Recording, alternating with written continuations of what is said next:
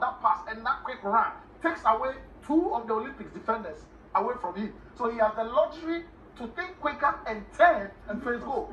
And see, because of that space, thinks quickly around that small area, turns around, there's nobody there to close him, and what a shot. And precisely, it's always precise, it's deadly.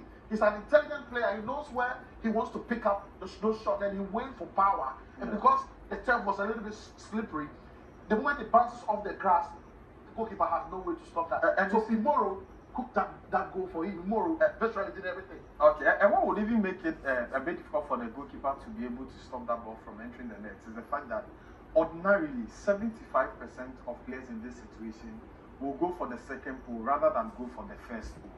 But as intelligent as Ituga is, because look, he turns now on the movement. Yes, he turns now, and this is where I agree with Jude that a lot of the work was done by Imoro with just the run.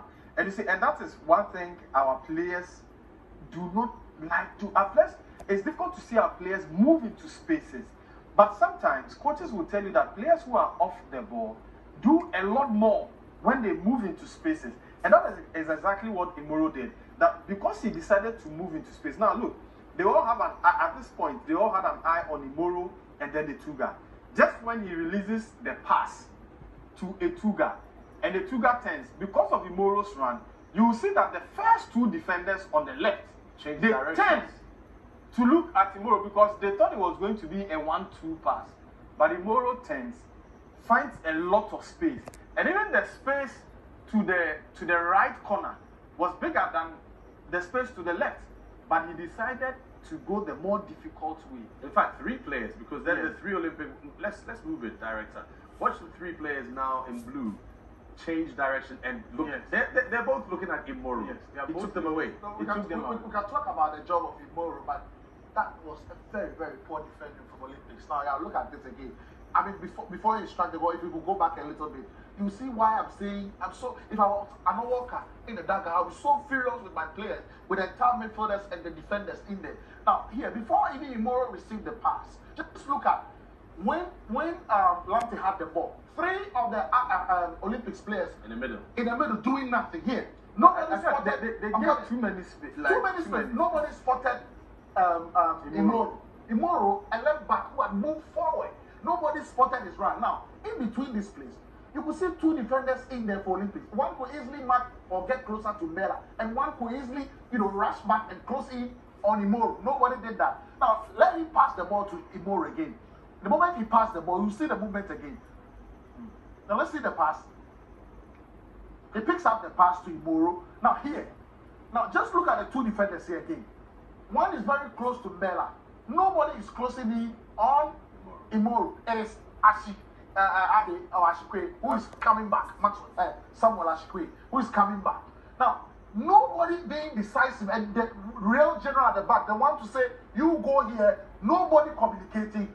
Just look at the far side. Only two Olympics defenders, one Kotoko player beyond them. What is stopping the other second defender to rush in and play as a libero, so that the two can focus on the two players holding the ball, so it becomes 2-on-2 with one player really waiting for I think that there was a lot of laziness on the part of the great Olympics defenders. They were not blocking the spaces, because even look, the pass from Lamptey to Imoro could have been intercepted if Ashikwe had put in a bit of effort. Now just look at that pass was right. Just look at that. Even if he had stretched a bit, I'm sure he would have been able to intercept that pass from Lamptey in the first place. But he stood very unconcerned and did not put in a lot of effort. Now let's see the pass go. And even when the pass, just look at that, he was caught ball watching. And even when the pass, now when you are behind the player who has the ball, you need to exert some amount of pressure. But again, he was not too concerned. The pass goes to Etuga. And this is what you see, it was at this point that the great Olympics defenders realized that they were getting into trouble. But again, they looked at the wrong man, thinking that Etuga was going to lay the pass for Imoro. Because don't forget that Imoro is also a very good shooter and a very good goal scorer. So perhaps they thought that Etuga was going to lay the pass for Imoro. but he exhibited lots of brilliance there. Decided to turn the right way and beat everybody. Left 3 great Olympics defenders behind him. And again, you look at the 2 defenders up there on the right. And at this point where Etuga picks up the ball, at least you would expect that one of them will close in on Etuga. And if they had done that well, if they had closed in, Etuga would have been left with very little space. You don't allow the player to turn here. You Very close it little, on him. very little space to shoot. And perhaps, maybe could have tried locating Fabio Gama, who was running on.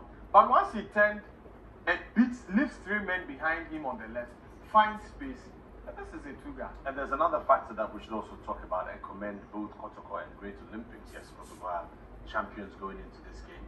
But you saw the tenacity with which Olympics fought in that game. They were not pulling back on tackles. It was a gutsy affair. I mean, it was, a lot of energy expended by both teams. So you have to commend them.